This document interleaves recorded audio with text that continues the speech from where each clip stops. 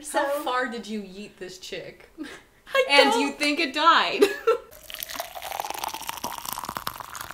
Welcome. You're listening to Nuditea, a podcast where we get naked with our feelings while drinking tea. I'm Kimberly. And I'm Wendy. And on this podcast, I think I just said I'm Wendy. I'm Wendy. And on this podcast, we talk about food, travel, love, sex, adult things. And on this episode, we're talking childhood memories, round 4. This has made it way further than I thought it would, to be honest. The childhood memories part? Yeah, I was like, oh, let's throw up this series. And I was like, oh, it's actually so easy for us to film. Like, they're quick. They break up some things. If we get too movie heavy, if we just run out of other things to talk about, we're like, we remember things from our childhood, so let's do it. Low commitment needed. Yes. And my older brother, loves these segments because he might get a mention. So he's trying to get, he has one other person in Taiwan listening to our podcast. Really? And he's just spreading the word. I'm like, look at you being our on-the-ground marketer. Because I'm doing nothing in that department. And I'm barely doing anything, so yes. Yeah. So we are drinking, what is this called? Sunset Matcha from David's Tea. It's alright. Don't really recommend. Tastes like purple.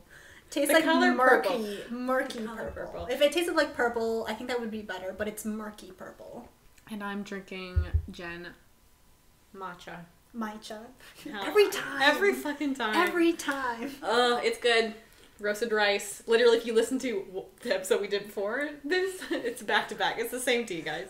And I still feel the same way about it as I did last episode. It's good. It's the same episode. It's the same day. Okay. So, childhood memories. Kim has asked me to start this time. Mm-hmm. And I just wanted to share kind of like a very murky memory I have of Chinese. Just like tea? My tea. Yes. It worked. Wow. The connection. Oh, man, I missed a good segue. Let me try that again. My tea today is murky purple. Just like my childhood memory. Oh my goodness. This episode is already starting off so off the rails. Fucking weird. Okay, so I wanted to share a childhood memory that I have of Chinese New Year, or what I think is Chinese New Year, from when I was really, really young. This isn't another 2-year-old memory, is it? You and your No, I was older. I was older than that. I'm like, man, that second year of your life was so vivid. Really just retained everything. No, I don't know how old I was. Mm-hmm. I don't know what exactly, like, the festival that was going on. I think it was Chinese New Year, but honestly, at this point, there's so many celebrations that happen in the countryside in China. Who knows? Mm-hmm. So for those who may not know, I don't even think I've ever told you, but my grandparents on my father's side, they are from the Kejia ethnic group in China, which is a part of like the Hakka ethnic group, and they used to live in these mountain valleys in tiny little villages surrounded by like farmland essentially, and everyone lived in almost like these stone concrete houses, and the village is just like a maze of all these different households.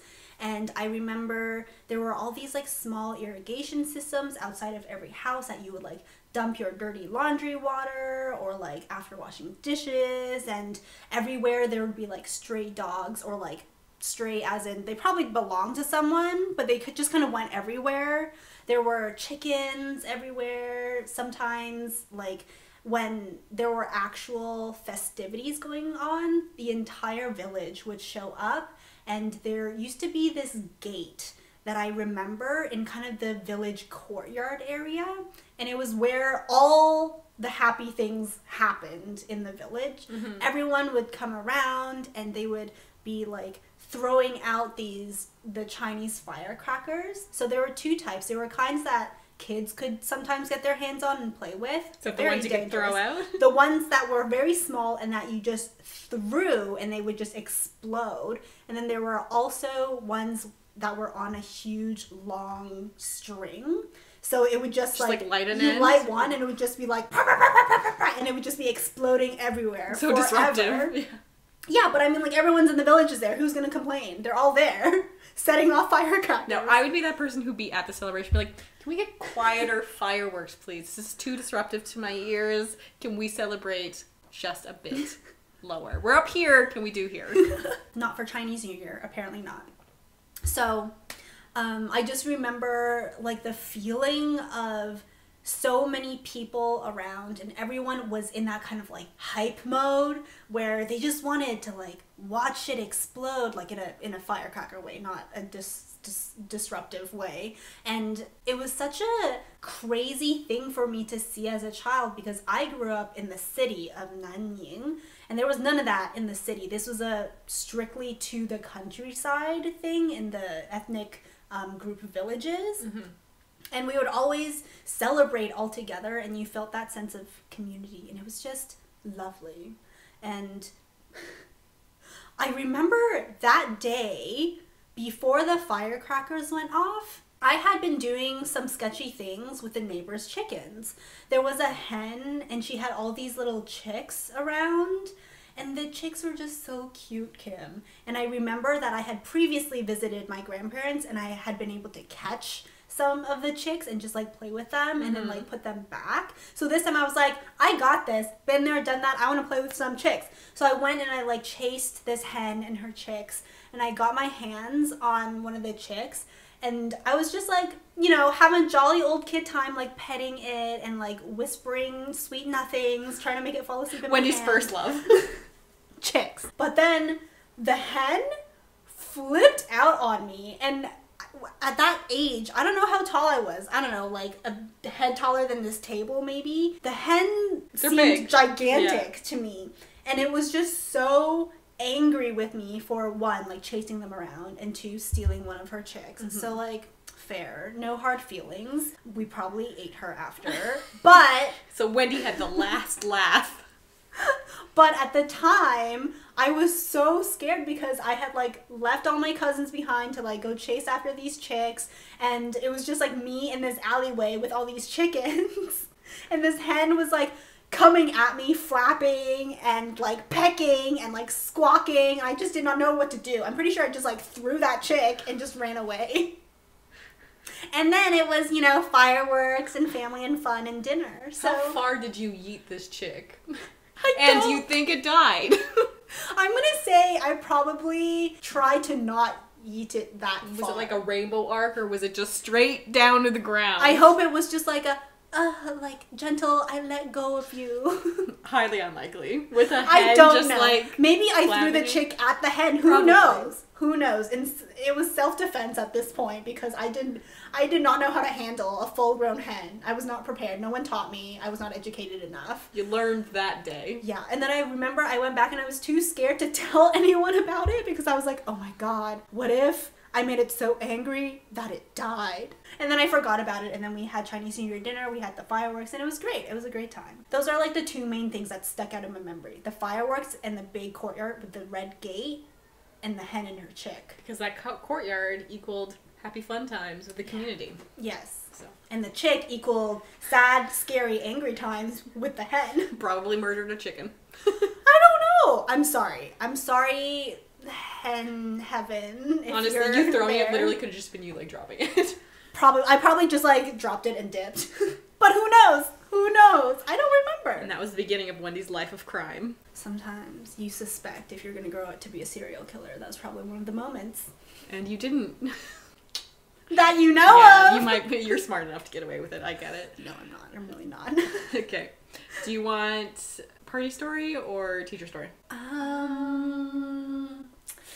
Oh, that's tough, because I don't know anything of the teacher. You know what? I want the party story, because I've been hearing about the party story since we like started talking about childhood memories. I always knew that there was going to be this party story, and I want it. So, our parents not wanting any alcohol in the house ever meant no parties at their house. Most parents don't like parties happening at their house when they go away, but that's just like a rite of passage that I never took a part in. Basically, my parents were going to Hawaii for a vacation and to go visit my brother who was down there, and I third wheeled them. Basically crashed their trip because I wanted to go, so I did that. So the only ones left at the house were, did I say his name? Yeah, do it! Were my younger brother. Shame him! Younger brother, Eric, and then our surrogate sister, daughter, Nicole. And Eric had actually, I don't know if Mom knows this, so if she's still listening, she'll find out. Eric had actually thrown a party at our house before. And party is kind of a loose term because it was more of just like his close buddies. And he actually almost got caught for that one. But because Eric's the baby and so loved, my mother loves us equally, but like he's very loved. The baby always gets special treatment. Always. They always get the benefit of the doubt. And I think there was like a beer cap that she found somewhere. And Eric was like, oh, I was just playing like cards with the guys, and then one of them emptied their pockets and they had a beer bottle cap that was clearly left. So no drinking in the house. I'm like, good cover, actually, Eric. That's some speedy recovery there. Yeah. Keep in mind, Eric's like 18 at this point, I think. Oh, okay. I'm like 19, 20. So we didn't do a lot of parties like ever, actually, at our parents' house. Eric's the only one who's probably, at least I know of, successfully had parties at our house because I wouldn't even dare like tempt fate like that. So anyway, we go on this trip to Hawaii, and at some point during this 2-week trip, Eric has a party. He might even have had like a warm-up party and then like one afterwards. A pre-game party followed by the party. I feel like that didn't happen, but I wouldn't be surprised. 2 weekends, maybe, but I feel like Eric's probably like, I can't do party weekends. But apparently with Eric's prep, like, he took pictures of where everything was supposed to go. I don't know if he did any measurements, I can't remember, but he like put everything, like, he was responsible about it. He put anything away that could be breakable and like tried to do everything he could, and he cleaned up after it. Nicole wasn't there for the party, I don't think, or she's just like their supervisor, but like off in her room. I'm not 100% sure where she was, but I think the party went well. He, you know, cleaned up really, really well, but we come home, literally, like, this is so late at night. It's probably midnight, maybe 11 p.m., or it's even later, but we could drive home from the airport. And we don't live close to the airport, so it's a long drive. We come home and we get greeted by Eric and Nicole, and hugs are, you know, given. And I know Eric's had a party because... siblings, you know? Siblings. And there was always a part of us, because he got away with the first one so well, you're just like, is he not going to get caught? Is he not going to get in trouble? I would never, like, rat him out. Like, if he gets caught, he gets caught. But my mother, no lie, literally gives out the hugs and is like... They're asking about a trip. She looks at one of the living room curtains and it's just kind of like askew or not up to her standards. She goes and she just straightens it, and what falls out is a beer bottle cap. And she's like, how did this get here? And you know what? If Eric had been a little more awake, if it hadn't been so late, if he had a better story on... He just didn't have anything. He was so thrown. He's like... He had done such a good job cleaning up and making sure everything was good. But, like, the fact that the first thing Mom does when she gets in the door, besides hug and... is straighten up these curtains. Straighten up this curtain, and, like, a beer bottle cap falls out, and he's horrified, and he's standing there, and she's like, what's this? And Eric didn't have a good enough story, or he didn't have a story to come up with, and so he was caught at that point. But I just, like, sat there laughing, and I'm like... Wait, you were laughing? Well, I was definitely, like... I was probably laughing. I can't 100% remember, but I was just like, as if you just got caught.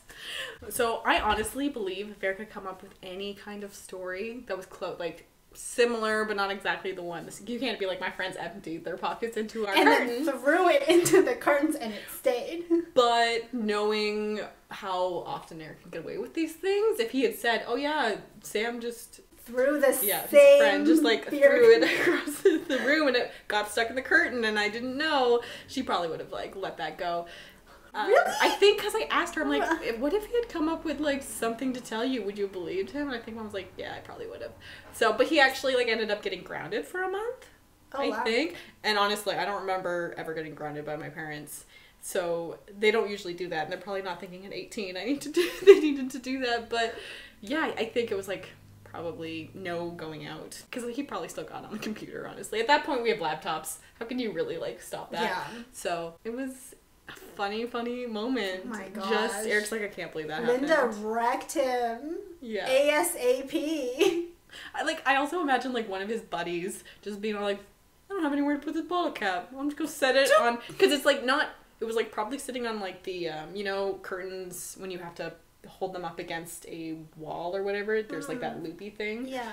I think was probably like stuffed in there. Or just like in one of the They're crevasses. just really making Eric's life difficult at this point. It's like, where can I stash? So yeah, I don't know if it was out of laziness evidence or for Eric to get caught. Who knows? But yeah, that's just a funny thing. How many people were at this party? It was definitely one of the bigger one that he had. I don't remember exactly, but there was like enough people.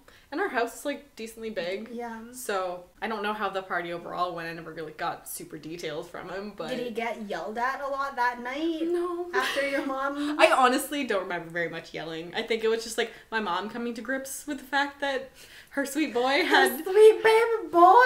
Had a party, and they were probably also tired from their trip.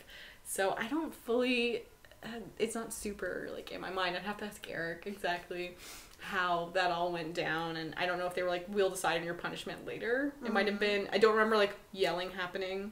It's probably just coming to grips with it, the shock, the pure shock, and then them being like, we're tired, we'll talk about this later. But I honestly didn't think he'd get punished at all, because that would be so unfair. Yeah. Like, how do you not get punished for throwing a secret alcoholic party? I don't know, our parents didn't dish out groundings. They're like really strict. For anyone? Not that I remembered. Okay. Certainly not me. Maybe you guys just like didn't really misbehave all that much. This is what I'm saying. Maybe this was like hefty punishment in terms of how punishments went at your house. Because if you listen to like all the restrictions we had on the previous episode, we didn't really break those all that much. Or, to be honest, Eric and I got smarter on how to get away with things that our older siblings didn't get away with. We knew like what information to kind of let them know, but it's not like I was super abusing that either, and neither was he. It's not like either of you were bad kids. Just once in a while, just a little rager here and there. Yeah, I never had a party at the house. I wouldn't have even dared. There's like few rules that I would like. My parents don't have very many rules anymore in their house, but the alcohol one I stick to as much as possible. Like I might have like an open alcohol bottle that I just couldn't finish, or I like it's being stored there, but I don't ever dip into it because I'm like, Yeah, that concludes this episode of Childhood Memories Part 4. Thank you for listening. If you want to listen to other podcasts that we've done, you can find them anywhere you listen to your podcast, probably, as well as YouTube. And you can find us on Instagram at Nuditea Podcast. Thanks. If you want to listen about Kim's household restrictions with regards to alcohol, listen to the previous episode because we go into detail on that. I'm glad I finally got to hear this story about Eric's party. Was it everything you wanted it to be? I just didn't expect Linda to really like be able to find out. I was waiting for like maybe they were, I don't know. Honestly, I don't know he should have been able to get away with it. He did a good job. And the fact that that was the thing that broke him, I'm honestly, like, I remember finding it funny in the moment, but a little bit of me wishes he could have gotten away with it. Always have a backup story. If something goes awry, exactly, have a story ready to go. And I'm wondering, it's not like my parents were super close with a lot of their, like, his friends' parents. So I don't think gossiping or, like, stories would have gotten back to them. Even unless better. Something really bad happened at the party. But Eric, I think, remained pretty sober for the party, because I mean, anytime we ever had a kegger at the old house that we lived at, I was so sober because I'm all like, this is so stressful. Somebody has to talk to bylaw if they come. So because bylaw will come. Yeah. Oof. So that's why I hate kind of hosting parties with people I won't know coming in, because I'm like, I'm just too stressed. I can't relax. So Halloween parties is where it's at. Yeah. So okay. We tried to close this off about 2 minutes ago, but I'll just reverse the clips. It's fine. Thanks for listening. Bye. Bye.